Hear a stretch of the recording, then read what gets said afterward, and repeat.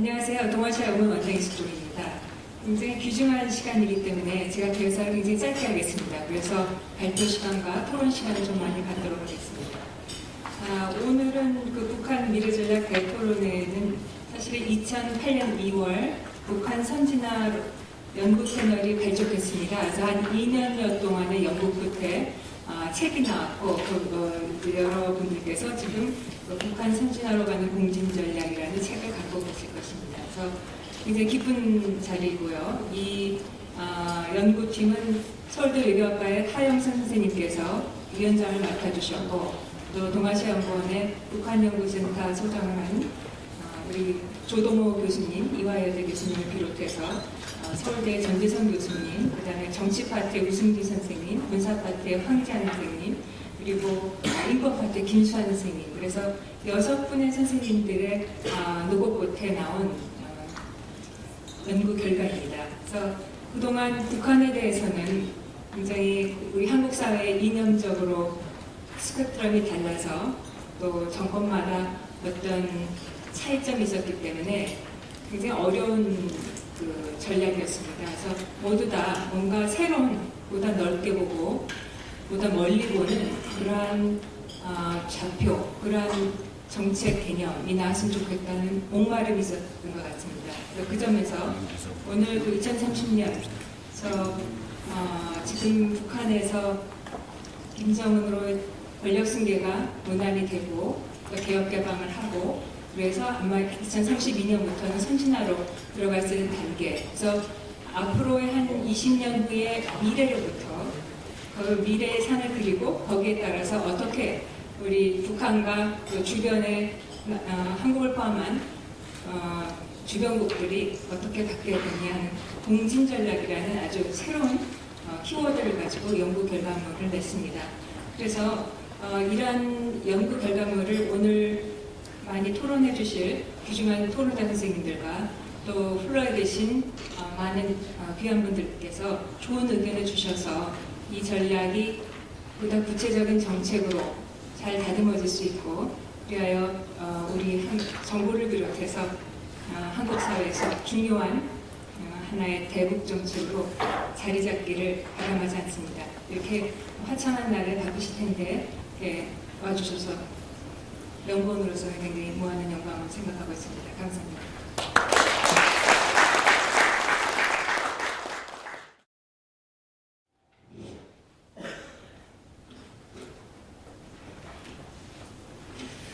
안녕하십니까. 서울대학의 하영선입니다. 바쁜데 참석해 주셔서 감사합니다. 저나 이 북한 팀 같이 지난 2년여 동안 공부한 사람들의 성향은 사실은 이 고급 비싼 호텔에서 회의를 한다는 것에 대해서 대부분 굉장히 회의적인 사람들입니다. 그것이 정말 연구하고 또는 정책을 위한 모세 그러는데 얼마나 도움이 되는지에 대해서 손익계산이 별로 이익이 된다고 생각하지 않는 생각들을 평소에 가지고 있었습니다. 그럼에도 불구하고 오늘 이 조그만 모임을 공동 연구 작업을 끝내고 한 번은 발표회를 할 수밖에 없다고 생각했던 것에는 작은 이유가 있습니다. 들어오시는 게 혹시 보셨는지 모른다면 책이 그동안 연구 결과의 책이 나와 있는데 제목이 북한 2032 선진화로 가는 공진 전략으로 되어 있습니다. 이것에 관해서 3가지 질문을 계속해서 받고 있습니다. 첫 번째, 북한 2032는 뭐냐? 영화 제목같이. 두 번째는 북한은 아직 근대국가 건설도 안 이루어졌는데 난데없이 선진화는 뭐냐? 한국이 선진화를 얘기하는데 난데없이 북한 선진화는 무슨 뭐냐? 마지막으로 책 제목에 공진전략이라고 하는 것은 진화 생물학에서 쓰는 용어 같은데 그걸 왜 느닷없이 들고 나왔냐? 따라서 3개의 질문에 대해서 다 약간의 해명이 필요하다는 요구들이 있어서 제가 총론적으로 잠깐 설명을 드리겠고, 다음에 구체적으로 그런 시각에서 저희가 연구한 강론적인 차원에서는 2032 선진화 공진전략이라는 게 구체적으로 어떤 모습을 띠냐고 하는 이 말씀을 좀 드리겠습니다. 우선 토론회 활성화를 해서 가능한 한 그렇게 길게 하지는 않도록 노력을 하겠습니다. 북한 2031이 뭐냐? 대강 추정하셨겠습니다만, 영화 아직 못 봤습니다만은, 우리가 북한 문제를, 또는 남북한 문제를 지난 60년 동안 끊임없이 토론해 왔습니다만은, 이 문제를 제대로, 보다 본격적인 의미에서, 좀 장기적인 시각에서, 정말 이 문제를 풀어나가기 위한 모색이 정말 필요한 때가 되지 않았는가 해서, 그 책 내용들을 보시면 시간의 축에서 12년, 북한 입장에서는 강성대 의결문을 활짝 연다는 12년부터 대체로 10개년계 2번을 상정하고, 따라서 앞으로 2, 3년 동안에 펼쳐질 것을 과도기로 보고 10년에서부터 제1기 한 10년 정도에 북한이 모색해야 될 길, 그 다음 2022년부터 32년까지 북한이 모색해야 될 길, 이렇게 나누어져서 2032년이 됐습니다. 물론 이것은 이렇게 엄밀하게 연도수가 맞는다는 것이 아니고, 대체로 그런 세 개의 단계에 의해서 과도기로 그동안 추구해온 이 선군시대라고 하는 것이 재조정되어야 되는 한 번의 과도기가 존재하고, 그것을 넘어서서 본격적으로 선진화 공진 전략 1단계를 하긴 이행과 개혁, 그리고 2단계를 하긴 변환, 이런 식의 틀로 전 강론들이 구성되어 있습니다. 두 번째로, 선진화는 뭐냐? 기왕에 우리가 선진이라고 쓰는 용어고, 저희가 여기서 사용하는 반은 같고 반은 다릅니다. 가령 총론으로 제가 쓰고 있는 부제에서도 북한도 궁극적으로는 그물망 국가, 복합 네트워크 국가로 가는 것이 21세기 스테이지의 주인공으로서 등록을 할 수 있다고 한다면, 여기서 사용하는 선진이라고 하는 의미는 우리가 현재 국내에서 사용되는 것보다는 조금 더 복잡한 내용을 가지고, 그래서 우리가 흔히 사용하는 선진, 또는 북이 그동안 추구해왔던 강성대국이라고 하는 것은 어떤 의미에서는 초기 1단계라고 한다면, 진정한 의미에서 부국강명이 모색되어진다면 그것만 가지고 21세기의 선진화는 되게 어렵다.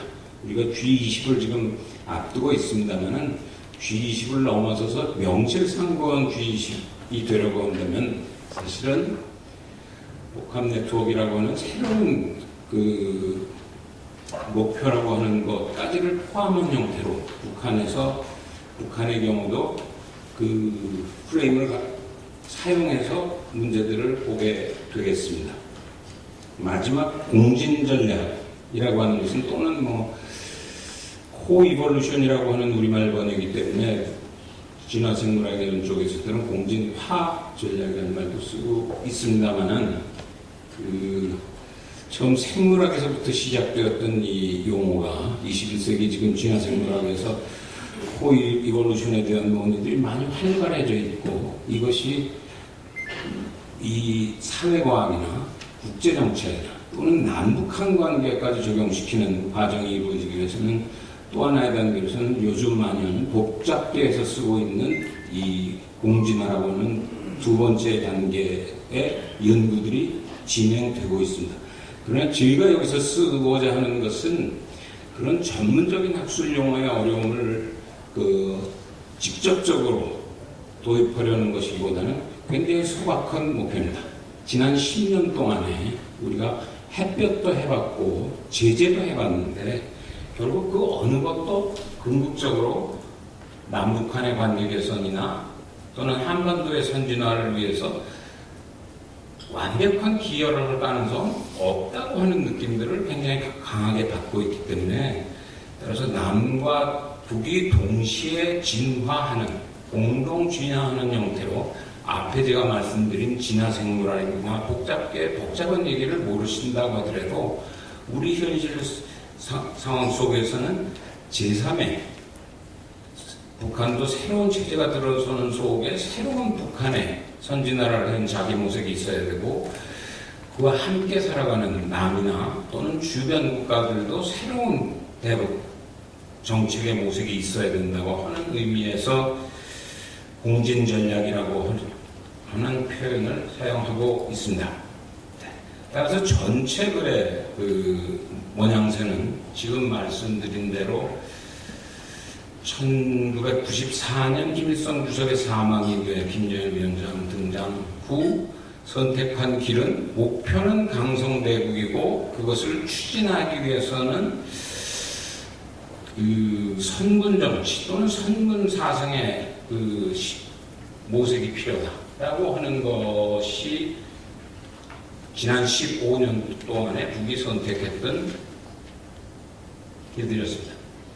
근데 그 결과는 그렇게 썩 성공적이지는 않았습니다. 북의 표현대로 고난의 행군이라고 하는 표현으로 받아지고 북의 책자에서 보다시피 이것은 세계사에 있어서 레닌그라드 900일을 넘어서는 세계 초유의 고난의 행군이다. 따라서 그 결과로서는 안보, 경제, 정치 3면에서 부딪히고 있는 북의 안보를 해결하기 위해서 개발한 북핵이 사실은 북의 불안보를 강화하는 형태를 가져오는 모순에 놓여 있고 두 번째 최대의 목표인 경제 부분에 있어서는 북핵 자체로 연결된 속에서 1990년대 초반 10년 가까이는 거의 마이너스 성장이었고 2000년대 들어서서 아주 소규모의 플러스 성장이 이루어지고 있지만은 현실은 세계 200여 국가 중에 밑으로부터 20개국 이내에 들어가는 그 어려움을 계속 겪고 있고 마지막 세 번째로는 우리가 다 작금해 보시다시피 그 새로운 후계 체제를 마련할 수밖에 없는 부분에 놓여 있습니다. 따라서 그러면 새로운 체제가 들어서 가지고 단기, 중기, 장기적으로 어떤 자기 모색이 필요한 것인가? 북은 어떤 노력이 필요하고 남은 어떤 노력이 필요하고 동시에 미중을 비롯한 주변들은 어떤 노력이 필요한가? 이런 것들을 저희들이 고민하기 시작했고 그것에 따라서 정치, 경제, 군사, 인권 이런 분야들로 나눠서 이 문제들을 검토해 보게 됐습니다. 총론적으로 제가 요약을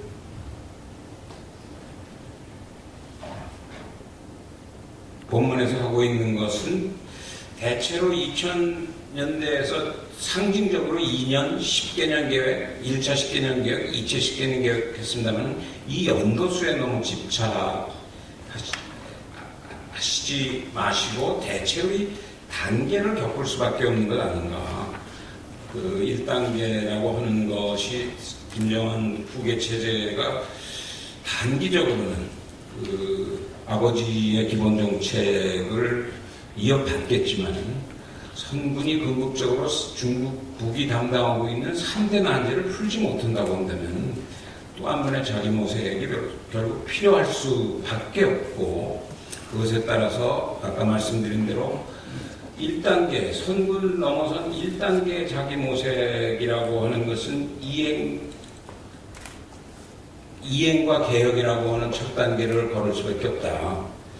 거기에 들어가 있는 핵심적인 내용들은 하나는 먹고 사는 그 두 개의 문제 중에 하나는 제1문제는 사는 문제고 제2문제는 먹는 문제라고 하면은 제1단계에 있어서의 산다고 하는 문제는 아마 북핵과 연관되어진 실질적인 평화체제라고 하는 것을 어떻게 모색할 수 있는 것이냐 라고 하는 것에 대한 본격적인 논의를 진행할 수밖에 없고 북이 핵이 없는 안보체제를 어떤 식으로 과연 마련할 수 있는 것인가 라고 하는 것이 중심 과제일 수밖에 없고 국제정치사에서 한 번도 추진해보지 않은 대과제이기는 합니다만은 여기서 저희들이 제기하고 있는 것은 이것 또한 복합 평화체제 또는 복합안보체제로 다중보험을 하는 형태로 해서 북한의 안보라고 하는 것을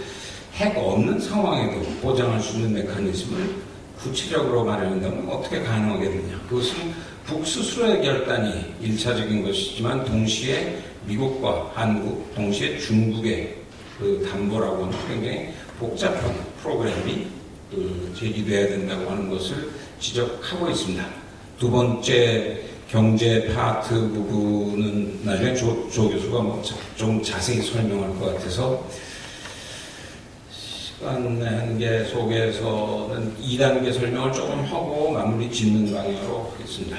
1단계에서 지금 말씀드린 그런 이행과 그 개혁 프로그램이라는 것들이 진행되어져서 최소한의 근대국가의 형태의 모습을 북한이 갖춰 나갈 수 있다고 한다면, 그러나 이미 그것만 가지고 21세기 무대에서 살아남기는 대단히 어렵다. 따라서 아까 말씀드린 소위 공진 전략이 제2기로 저희가 제기하고 있는 것은 거기서 한 단계 더 나아가는 데 부딪히는 북의 문제는 무엇이냐 또는 한반도의 문제는 무엇이냐 하는 것들을 정리하고 있습니다. 모두에 잠깐 설명했습니다만은 코이볼루션이라고 하는 말은 소위 말하는 다윈 이래 진화생물학에서는 두 개의 종이 서로 상호 간에 영향을 미치면서 두 개가 다 진화해 나가는 새로운 모습을, 용어 자체는 다윈이 처음 썼습니다만은 21세기 지금 진화생물학에서 많이 활용을 하고 있는 것들인데요. 그래서 저희가 하고 있는 것은 북의 안에서의 노력과 바깥으로부터의 노력이라고 하는 것이 어떻게 상승 효과를 해서 북의 DNA, 정치적인 DNA도 바뀌고 남과 주변의 DNA도 바뀌어서 결국 공진의 가능성이 한반도를 중심으로 하는 동아시아에 어떻게 자리 잡을 수 있는 것인가 하는 이 얘기입니다.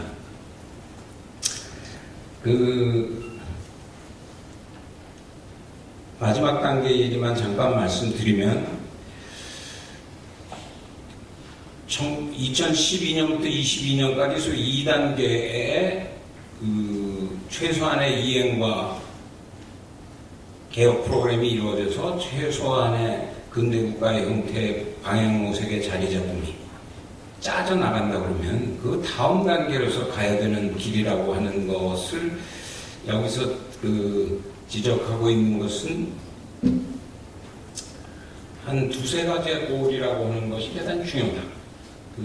주인공의 모습으로서 살아남기 위해서는 전통적인 싸움 속에서 여전히 한반도 내지는 남북한이 살아남아야 될 길의 모습이 하나, 그 다음 두 번째로는 그런 주인공들이 실질적으로 어떤 이슈를 또는 어떤 스테이지에서 열심히 뛰어야 궁극적으로 21세기의 새로운 표준을 남북한이 동시에 획득할 수 있냐 하는 지적들을 하고 있습니다. 액터적인 차원에서 지적하고 있는 것은 현실 국제 정치 공간에서는 아마 2단계 차원에서 우리가 만나는 것은 미중 속에서 살아남아가는 남북한이 가장 현명하게 살 수 있는 방법은 과연 무엇인가?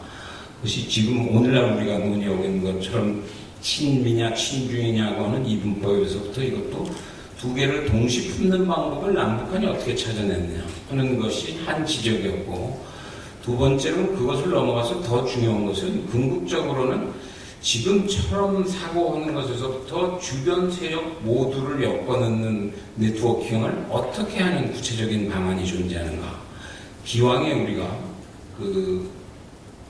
이끌어왔던 기존의 긴밀한 관계의 네트워크와 플러스 새로운 관계의 네트워크들을 한반도의 남쪽이나 또는 남북한 관계가 개선된 남북한의 상황 속에서 미일과의 관계와 중국과의 관계를 하나로 엮어넣는 방식이라고 하는 것을 어떻게 우리가 모색해야 될 것인가. 또 더 나아가서는 그것을 넘어선 네트워킹을 오늘날 G20이나 또는 이 유럽이나 여타 세력들에 엮어나가는 방법들을 새롭게 그려야 된다. 동시에 스테이지 차원에서도 강성대국이 부강 중심으로 얘기되고 있었다고 한다면 지금보다는 스테이지가 훨씬 복잡하게 짜여지는 것을 이미 구상하기 시작해야 된다. 북한의 경우는 특히 그런데 선군 중심으로 짜진 판을 전체적으로 부강 중심으로 가더라도 그것은 보다 본격적으로는 훨씬 세련된 의미의 그 복합 스테이지로 가지 않고서는 북이 더 이상 이 무대에서 주인공으로 그 연기를 해나가기는 굉장히 어렵다 하는 것이 전체적인 틀의 모습입니다. 이런 전체적인 모양을 조동호 교수가 각 그 분야별로 그 집필하신 일종의 대표 집필하신 선생님들 것들을 축약한 형태로 그 발제를 좀 해드리겠습니다. 그러고 토론을 시작하겠습니다. 조동호 교수.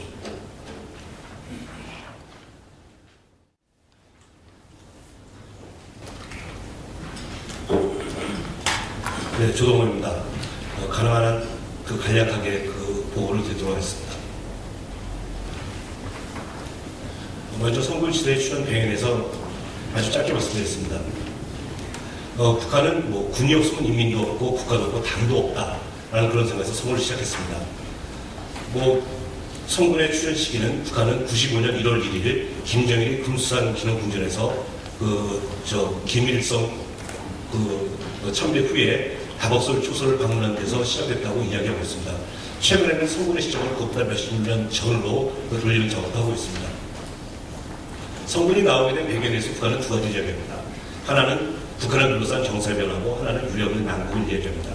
정세변화고는 당시 사회주의권에 몰라 갑작스러운 김일성의 사망, 미국의 군사적 위협, 그리고 당시 김영삼 정부의 강경책을 이야기하고 있고요. 유력의 난국으로는 중국과 러시아라고 하는 사회주의 시장이 갑자기 붕괴했고 그 외부의 경제 제재, 그리고 95년부터 시작된 그 홍수와 가뭄이라고 하는 자연재해를 들고 있습니다.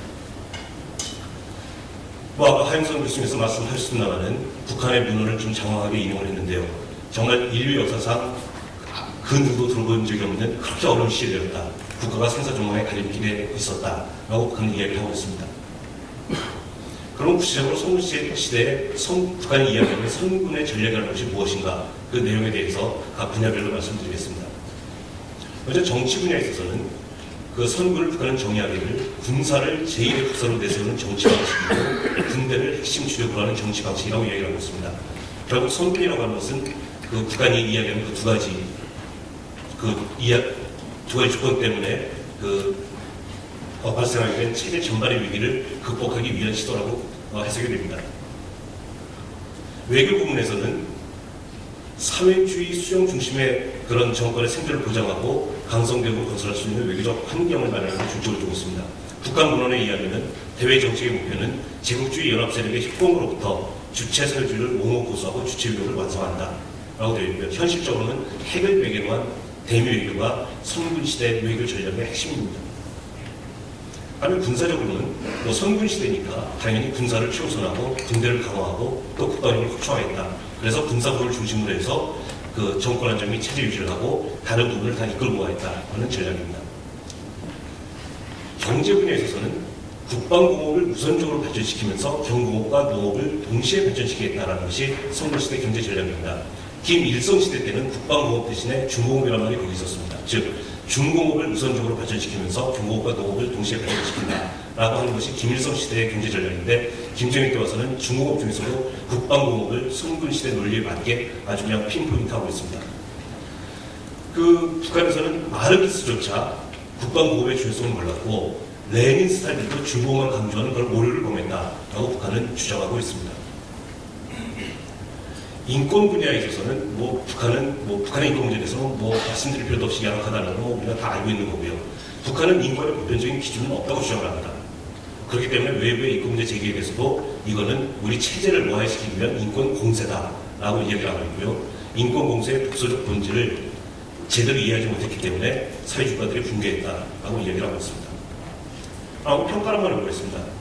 이런 선군시대의 정치 전략이라고 하는 것은 결국은 국가와 대중이 유리된 채 각자 생존을 추구하는 그런 필요하는 그런 정치라고 얘기할 수 있습니다. 결국 인민의 의식주를 해결하지 못해서 국가의 권위는 지금 심각하게 추락되고 있는 그런 상황입니다. 기존 질서도 많이 무너지고 있습니다. 외교 분야에서는 결국 북한은 일종의 그 국제정치학적으로 본다면은 부분적으로는 현실주의 노선이라고 이야기할 수 있겠습니다만은 기존의 국제 상황 인식을 벗어나지 못하는 그런 모습을 보이고 있습니다. 군사적으로는 대외적으로 안보 딜레마를 이야기하고 있습니다. 즉 북한은 자기네 안보를 강화하기 위해서, 즉 안보 위협을 좀 완화시키기 위해서 핵을 개발했지만 그 핵이 오히려 그 북한에 대한 주변국의 그 대응을 강화시킴으로써 오히려 북한의 안보가 더욱더 불안해지는 그런 딜레마에 빠져 있습니다. 그래서 결국 이러한 안보 딜레마로 인해서 그 과잉 군사와 과잉 안보를 벗어나지 못하는 실정입니다. 경제적인 측면에서는 선군 경제 전략은 경제 발전의 핵심적인 자본 동원에 대해서는 아예 언급을 하지 못하고 있습니다. 사실 북한과 같은 개도국의 경제 성장에 있어서는 자본 확보가 가장 핵심적인 요인입니다. 하지만 선군은 그 자본을 어떻게 동원할 것인지에 대한 전략을 가지고 있지 못하고요. 또 국방보호를 강조하고 있기 때문에 외부 자본 유치도 불가능한 것입니다. 또 선군 논리와 경제 논리를 압도하고 있기 때문에 안 그래도 부족한 북한 내부의 재원이 국방부로 먼저 배분되기 때문에 그만큼 더 어려움이 가중되고 있습니다. 그래서 북한은 2003년부터 어쩔 수 없이 시장을 활용하고 있고요. 마음속으로는 시장 폐쇄하고 싶지만 어쩔 수 없이 지금 놔두고 있습니다. 그러다 보니까 결국 계획경제 시스템은 이미 붕괴를 시작한 상황이라고 저희는 평가를 하고 있습니다. 인권 분야에 대해서는 북한의 인권 개선 노력은 거의 보이지 않지만 그래도 북한은 외부의 그런 압력을 조금씩 느끼고 있는 것 같습니다. 그래서 조금씩 변화를 하고 있지만 아직까지는 그 5년 연속 유엔 총회에서 북한 인권 결의안이 채택될 정도로 그렇게 변화한 상황입니다. 자, 그럼 북한은 앞으로 어떻게 해야 될 것인가?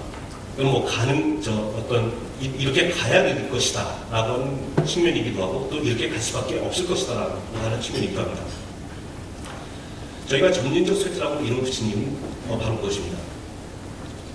글자를 좀 천천히 하면 잠시 상황을 좀 점검해 보려고 했었습니다.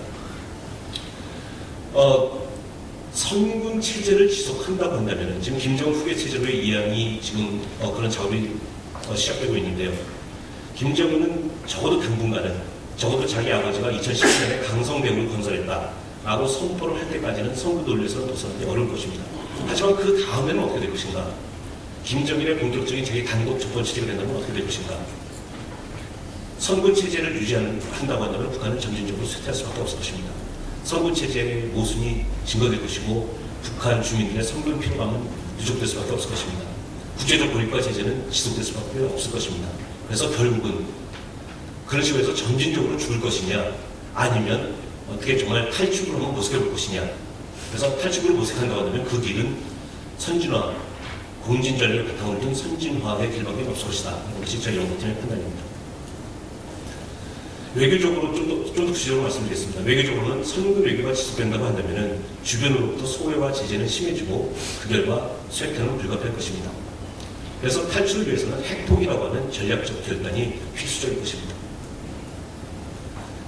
군사적으로도 선군시대 군사 전략이라는 것은 북한이 얘기하는 강성대국을 건설시켜주는 것이 아니라 안보 불안과 체제 위기를 가중시켜서 결국은 쇠퇴로 연결시킬 것입니다. 그렇다고 한다면 북한은 결국은 과대 군사와 과잉 안보에 대한 해소를 시작할 수밖에 없을 것입니다. 경제적으로도 마찬가지입니다. 선군을 북한이 부르짖고 핵 문제가 해결되지 않는다고 한다면 경제 회생을 이룰 만큼의 외부 자본 도입은 불가능합니다. 또 설사 일정 부분의 투자가 이루어진다 하더라도 선군 경제 전략에서는 국방 부분을 우선적으로 하기 때문에 외자 도입의 효과를 제대로 나타낼 수도 없을 것입니다. 또 북한이 어쩔 수 없이 그냥 선군 체제하에서 국가와 모두가 책임질 수 없으니까 할 수 없이 주민이 먹고 사는 문제는 지금 시장에 맡겨두고 있는 셈인데요.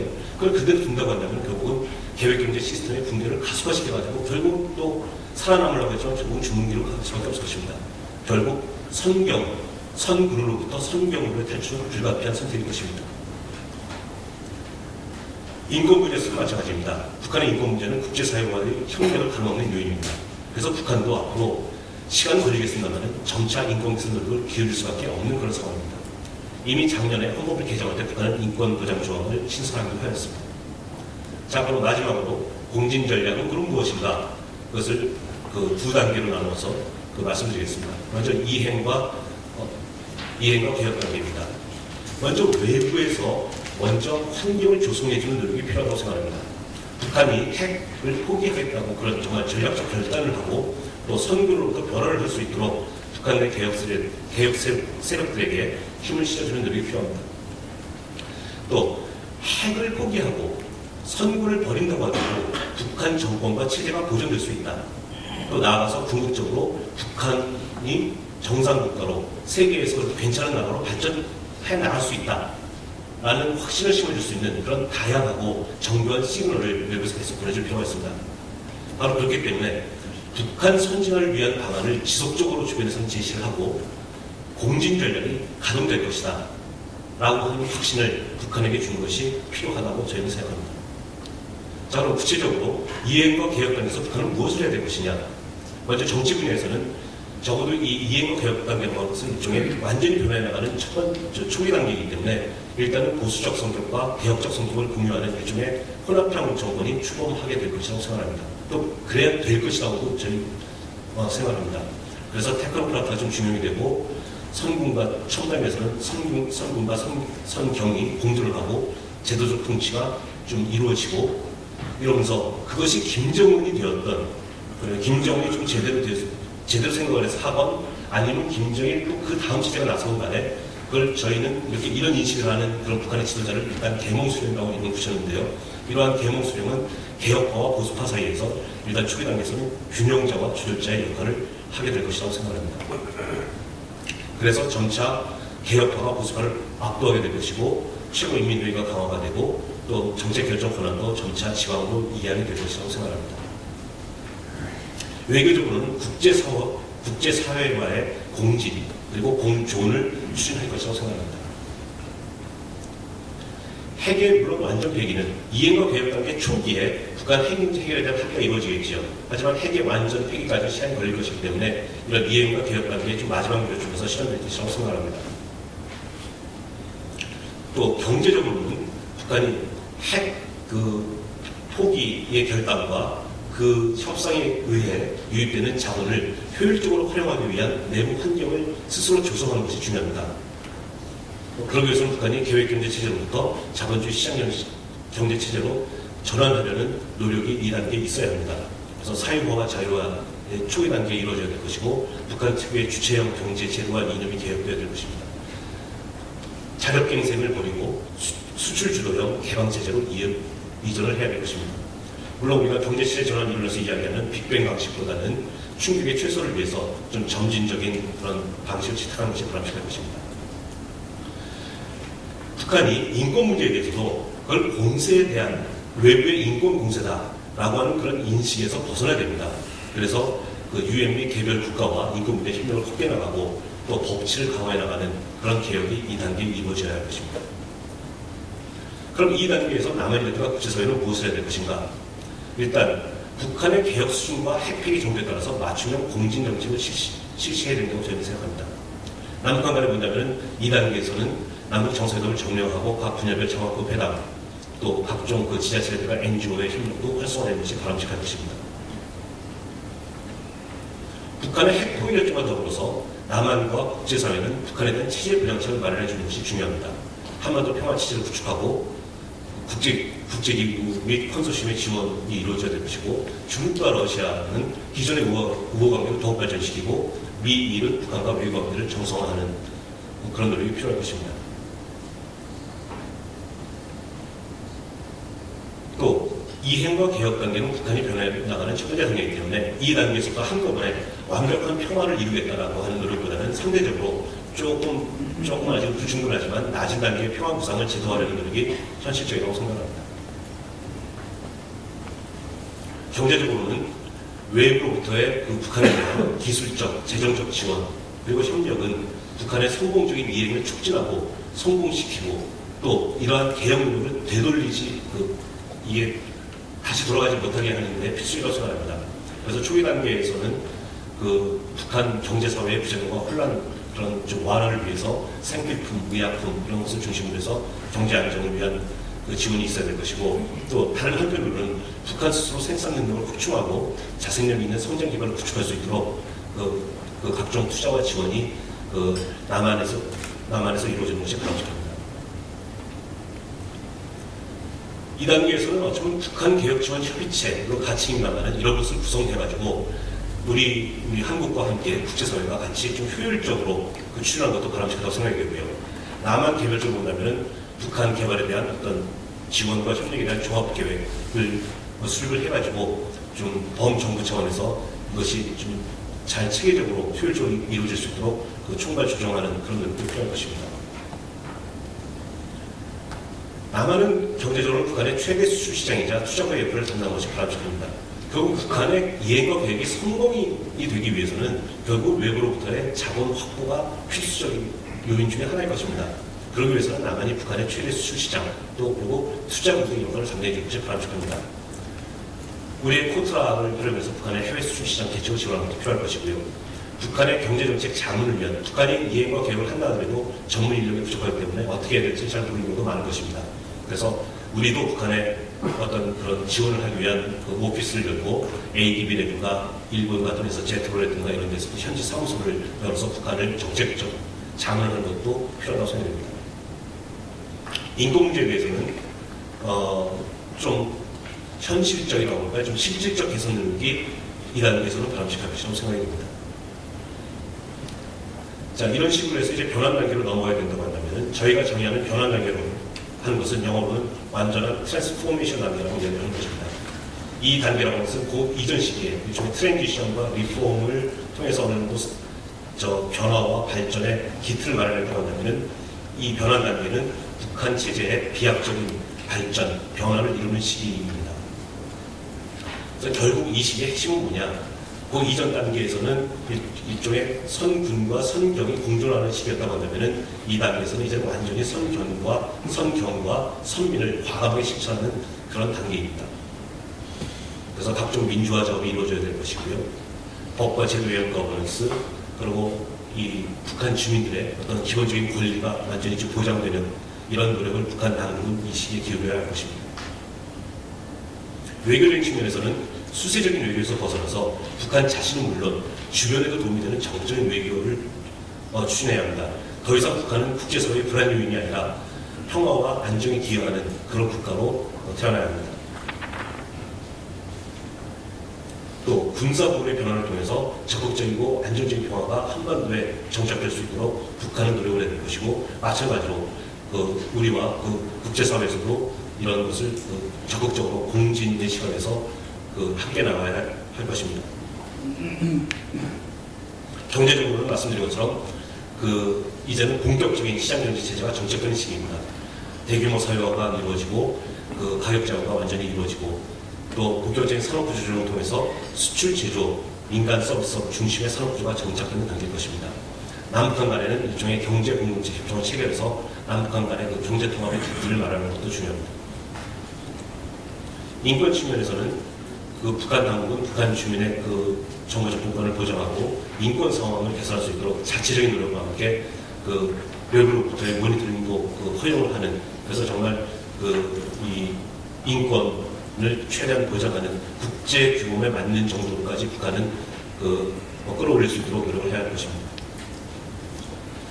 마지막으로 남한미 국제사회가 이 변환 단계에서 해야 할 일은 무엇인가? 일단 간략히 여기서 말씀드리면은 북한의 이러한 새로운 체제, 이러한 정말 새로운 노력이 확고히 정착될 수 있도록 북한이 추진하는 변화 과제를 적극 지원한다. 이 것으로 요약할 수 있습니다. 일단 북한의 정치적 안정을 지원해야 할 것이고요. 북한이 동북아와 동아시아의 다자 협력에서 중국 및 러시아 또 남한, 일본을 잇는 중간재 역할을 할 수 있도록 유도해야 할 것입니다. 경제적으로는 그 이전 단계, 즉 이행과 개혁 단계에서 수행해오던 지원과 협력을 변환 단계에 맞춰서 조절하는 것입니다.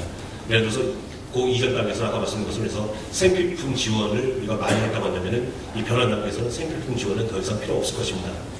하지만 이 단계에서는 북한이 대규모 사회화를 추진하기 때문에 그런 사회화 부분에 대해서는 오히려 외부의 지원과 협력이 더 강화되어야 할 것입니다. 이렇게 그 경제 이슈에 따라서 어떤 부분에 있어서는 외부의 지원과 협력이 좀 작아져야 될 것이고 어떤 부분은 강화될 것이고 그럴 것입니다. 특히 개혁의 필요감이 누적되지 않고 변화에 대한 부정적인 인식이 확대되지 않도록 그런 것이 중요합니다. 사실 뭐 우리 다 아는 겁니다만은 개혁이라고 하는 것은 사실 피곤한 것입니다. 그리고 개혁 과정에서는 북한의 정말 기득권층뿐만 아니라 북한의 일반 주민들조차 굉장히 어려움을 겪을 가능성이 있습니다. 그래서 이것이 확산된다고 한다면은 오히려 이 개혁의 부정적이 될 것이기 때문에 그렇지 않도록 우리가 좀 정말 면밀한 관찰과 적극적 지원이 중요합니다. 특히 남한은 우리는 당사자입니다. 그렇기 때문에 북한의 변화 노력을 최대한 지원하면서 이를 남북한의 공동 번영과 경제 통합의 기틀 수립의 기회로 활용하는 것이 필요하다고 생각합니다. 양이 많아서 간략하게 보고드렸습니다. 이상입니다.